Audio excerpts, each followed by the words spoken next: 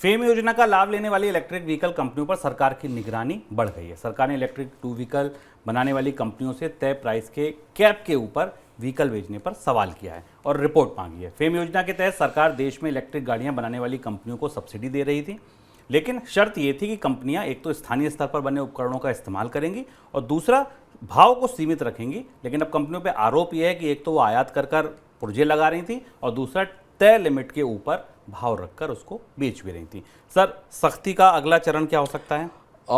पूरा जो EV two wheeler market है, ईवी दोपहिया मार्केट था, उसमें अब में साल भर के भीतर काफ़ी कुछ उलट पलट गया है। ये पूरा का पूरा मार्केट सरकार से मिलने वाली सब्सिडी के आधार पर बना था और इसके आधार पर इलेक्ट्रिक या बैटरी से चलने वाले टू व्हीलर्स की कीमत सस्ती रखी जानी थी। कंपनियों ने सरकार की शर्तों का, नियमों का पालन नहीं किया, आयातित सामानों का आयात किया। कंपनियों का कहना था कि जो सामान स्कूटरों में लगाया जाता है वो भारत में बनता नहीं है और उसके बाद सरकार ने उनको दी जाने वाली सब्सिडी कम कर दी। अब यहाँ से दूसरी समस्या शुरू हुई। कंपनियों ने अब सब्सिडी खत्म होने के बाद उसकी कीमतें बढ़ाकर लोगों को बाजार में बेचना शुरू कर दिया, क्योंकि उनकी लागत टूट रही थी। अब इसके बाद सरकार को नए सिरे से इस पर जांच करनी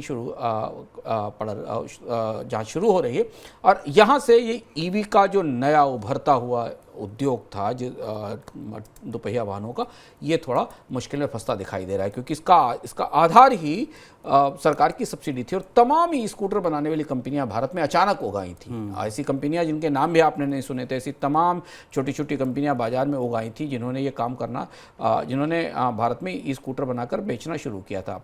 अब जांच शुरू हो रही है, तो हीरो इलेक्ट्रिक भी उसमें शामिल है, Ola electric, Ampere vehicles, Ather energy, TVS, Bajaj auto, Okinawa, इन सारी कंपनियों पर नए सिरे से जांच शुरू हो रही है। फिलहाल ये पूरी की पूरी योजना, ई स्कूटर की योजना, कुछ लड़खड़ा गई सी दिखती है दोनों तरह से, सरकार के कानूनी व्यवस्थाओं के तहत से भी और कंपनियों के लिए भी ये थोड़ी मुश्किल बढ़ने वाले आसार दिख रहे हैं। और शायद यही वजह है कि जनवरी के दौरान देश में इलेक्ट्रिक टू व्हीकल के रजिस्ट्रेशन कम हुए। रजिस्ट्रेशन में आई इस कमी के लिए भी फेम योजना को लेकर सरकार की सख्ती को वजह बताया जा रहा है।